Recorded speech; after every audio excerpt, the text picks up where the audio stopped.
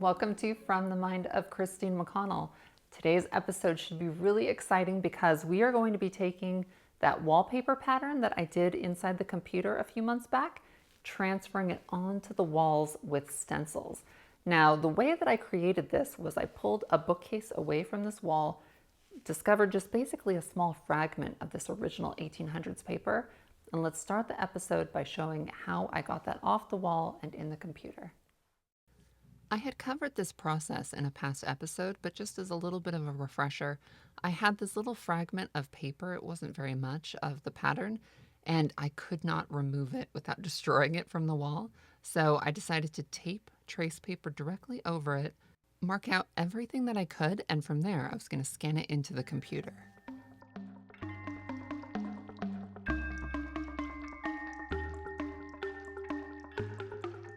Once I had it in Photoshop, I was able to flesh out a complete pattern, and then from there, I added a few of my own creative flourishes.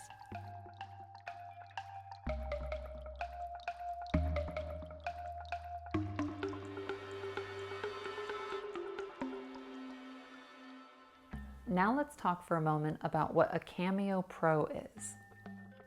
This is a large electronic cutting device that you can set up in your computer, and it can cut out sheets that I think it's the max is 22 inches by 22 inches, with the standard wallpaper repeat being 20 inches by 20 inches. So it's kind of ideal for this. It's essentially a very large cry cut machine. I picked mine up at Michael's, and it comes with a software called Silhouette Studio. And it's kind of foreign at first when you first begin working with it, but truly it's very, very cut and dry and simple. And once you figure out, I think it's about 5 steps to orchestrate how to get a print going, it's not that complicated. The material I'm going to use to create my first stencils is this white poster board that I picked up at Michael's. The cutting sheet that it comes with is this plastic kind of vinyl, and it has a slight tackiness to it that you just sort of stick this onto and start feeding it into the machine.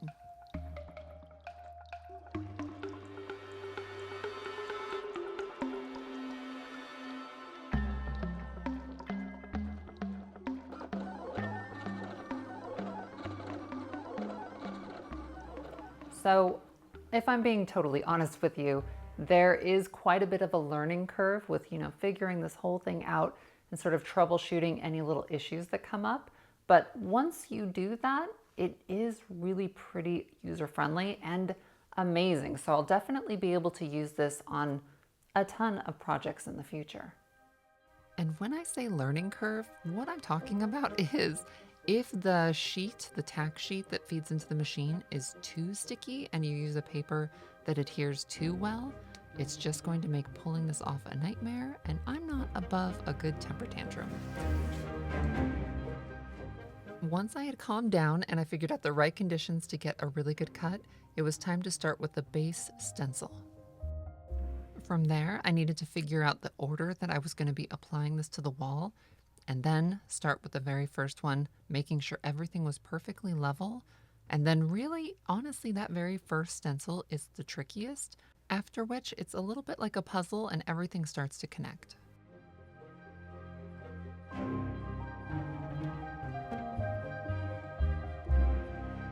The way I did this very first pass was to stipple the paint all over the stencil, and then once I had removed the stencil, just fill in any of the gaps by either hand brushing or stippling in any blank areas.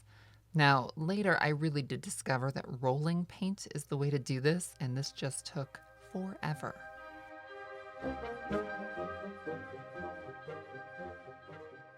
For the freeze, I knew that trying to stencil a large sheet over and over and over again and get a perfectly straight line was going to be close to impossible. So I actually went in and created the lines first and then stenciled in the body in between these lines.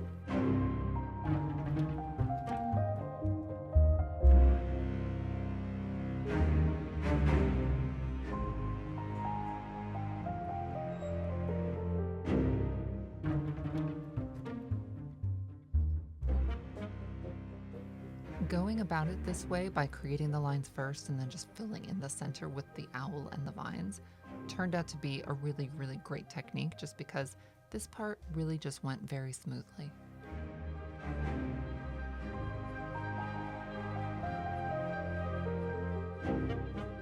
Something else I should touch on is where you should start your pattern.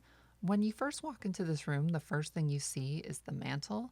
And so for that reason, I started the central owl pattern right in the middle of that and then built out from there.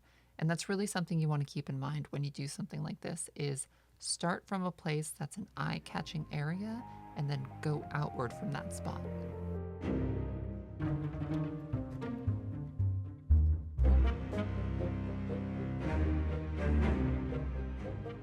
I would say the hardest part about this project was getting into these corners, and it was so difficult that I found in many times once I removed the stencil, I actually had to go in and hand paint in stuff just to make the pattern complete.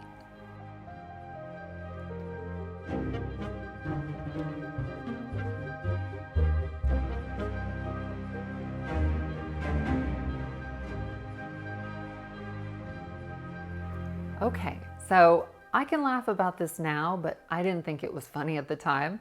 I stenciled this entire room, and then once I was looking at it, that dark brown I had created, it was too dark. And so I had to create a new color, and now I'm going to be re-stenciling the entire room just once again, getting this whole thing a little bit lighter.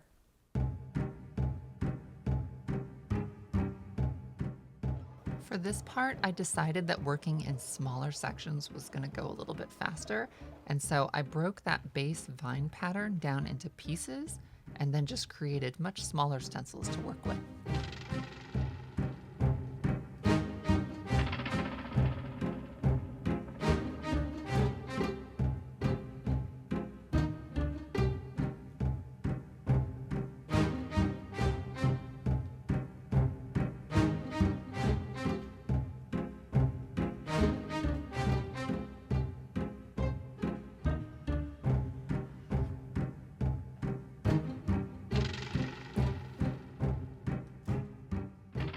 One thing I will tell you about this entire experience is that obviously while it's really tedious and time consuming, it's also obscenely fun, or at least I had a really fun time doing this.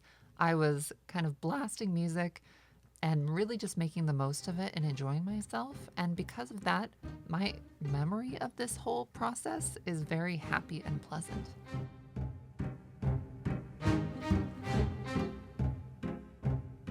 Oh, let me bump in here really quick to tell you, there were a few things I learned while doing this, and many of you may know a lot of these tips and tricks already, but in case you don't, I'll be sharing them with you right now.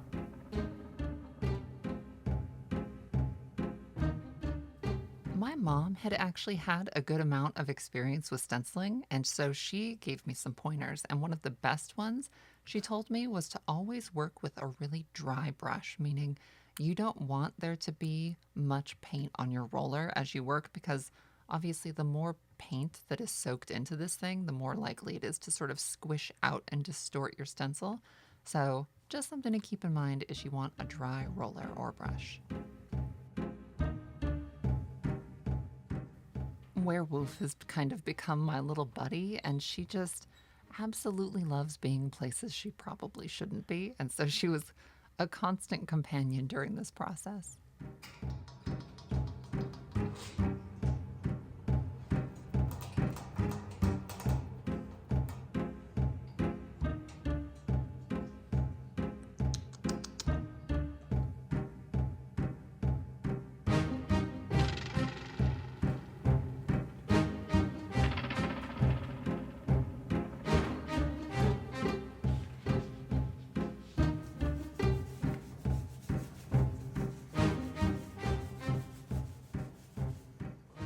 Once all the base layers had been done, it was time to start adding some of the colors.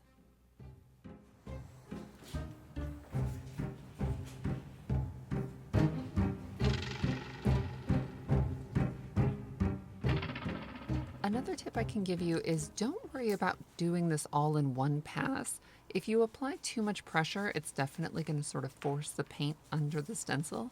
and sort of distort your shape. So the best way to do it is just multiple passes with very light pressure, and that way you should end up with the most even result.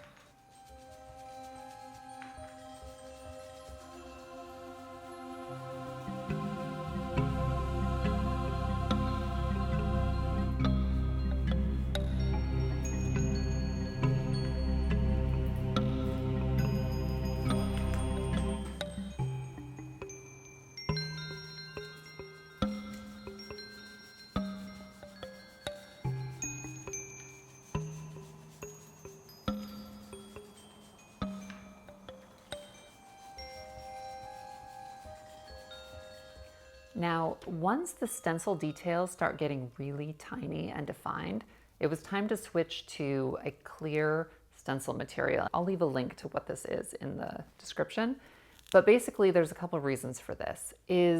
With the poster board material, the more you paint on it, eventually it does start to warp and you just have to keep printing more. Well, the prints, the more detailed they get, take a really long time. And all of the little details you kind of have to pick out of them before they're ready to use. It's really tedious. So with something like this, you can use it a ton of times. You only need to print maybe 1 or 2 for your entire project. And then once they start getting bogged down with paint, you can actually soak these in a warm bathtub and then just peel off the paint and start again. This layer is what I'm going to call the shadow layer, and it's basically going to be all of the very darkest parts of this pattern.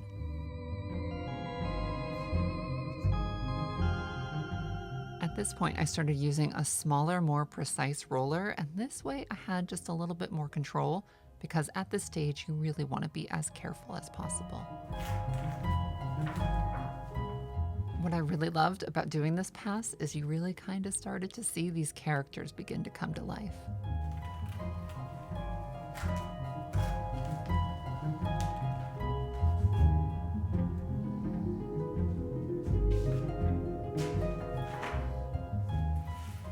This layer is going to bring out all of the highlights on my 2 owls.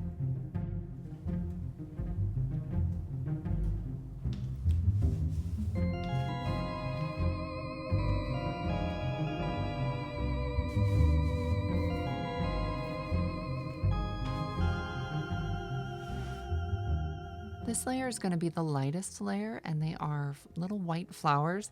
I went with kind of almost like a bone color to do this. I wanted to do something light enough that it would anchor the paper into some of the lighter elements in the room, like the marble that goes around the fireplace and the sink.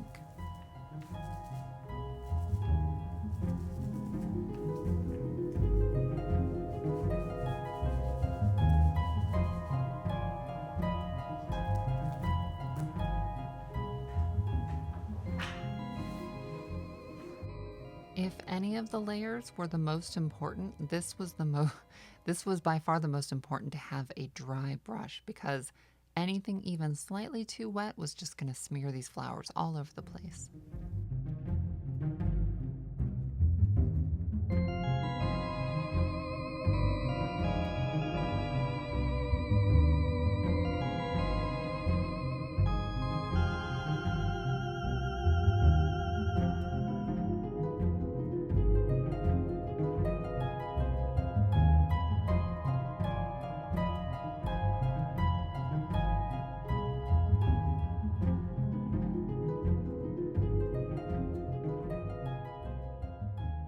With the sidewall out of the way, it was time to start tackling all of the details on the frieze.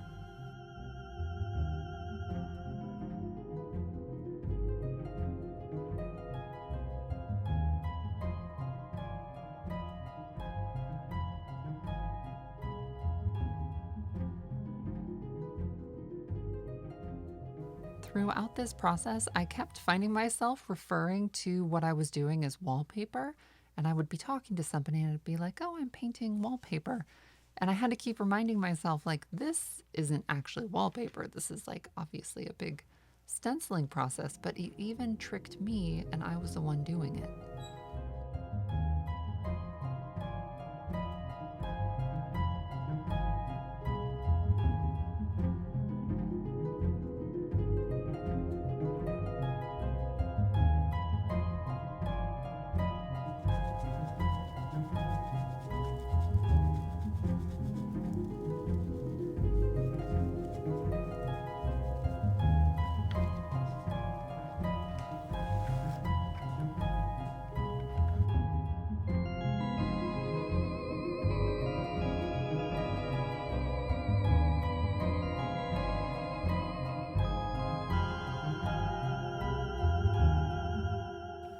finally down to the last layer of the stenciling, and it is by far the most tricky and tedious, and that is the gold layer.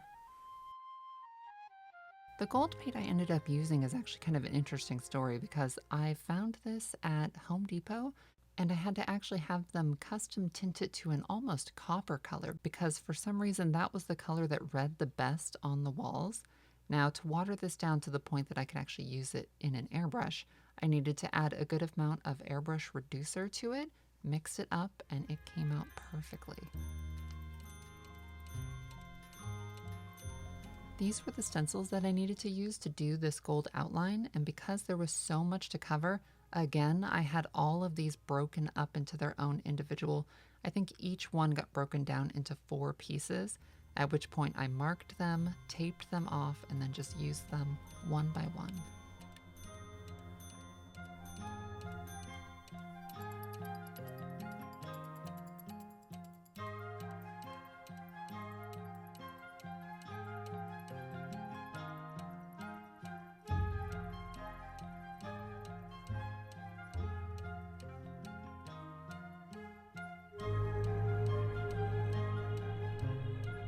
So let's talk about getting into the corners and other tight spaces.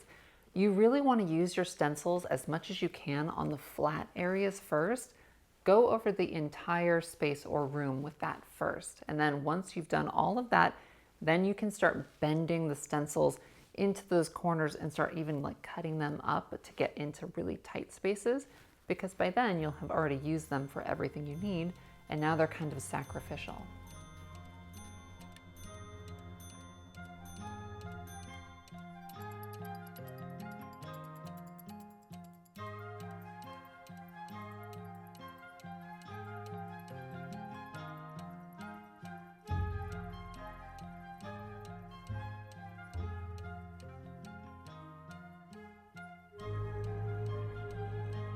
Anytime you're spraying anything, you always want to make sure you're wearing a respirator.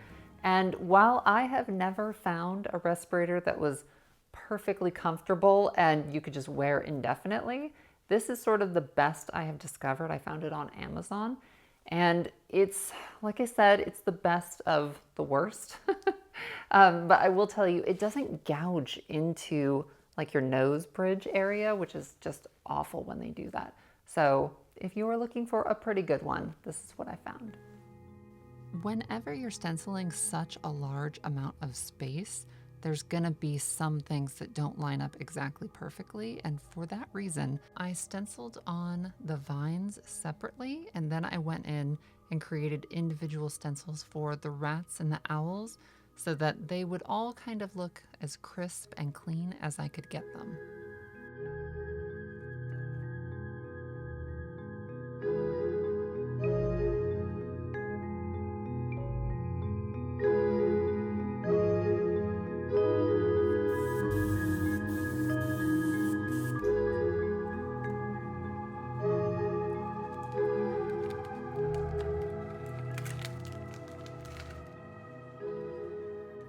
A really helpful sort of tip I can give if you ever tackle something quite this large is to sort of know that like little imperfections are just really not going to matter.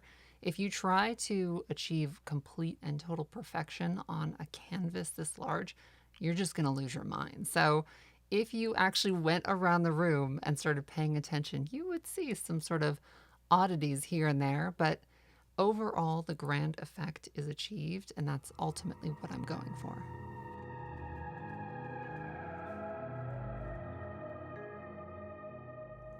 The very last thing I have to do is go around the whole room and hand paint in the eyes. The paint I'm using to do this is something called BLK 3.0 by Stuart Simple. It is incredible because it is almost the blackest paint you can possibly buy. And it is just going to really make these eyes sort of pop and come to life out of the wallpaper. And I just think it's going to look so neat.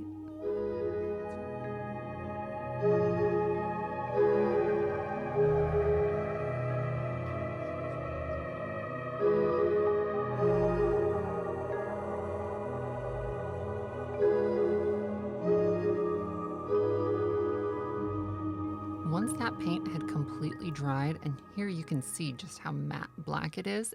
In person, it almost has like a velvet-ish effect to it. It's really beautiful.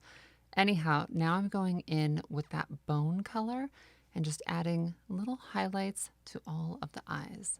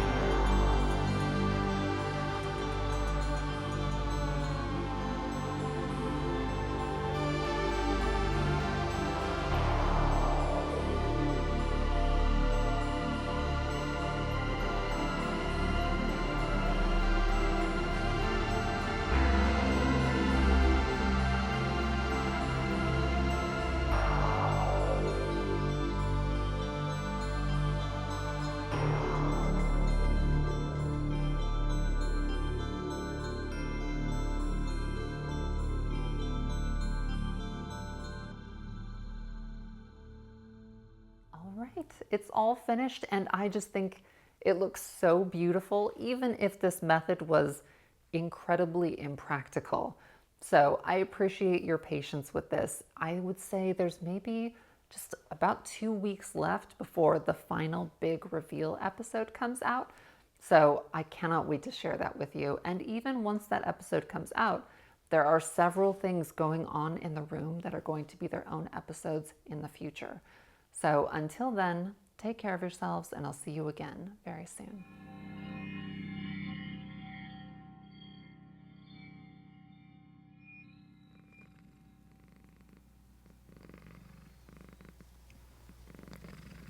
He's so cute.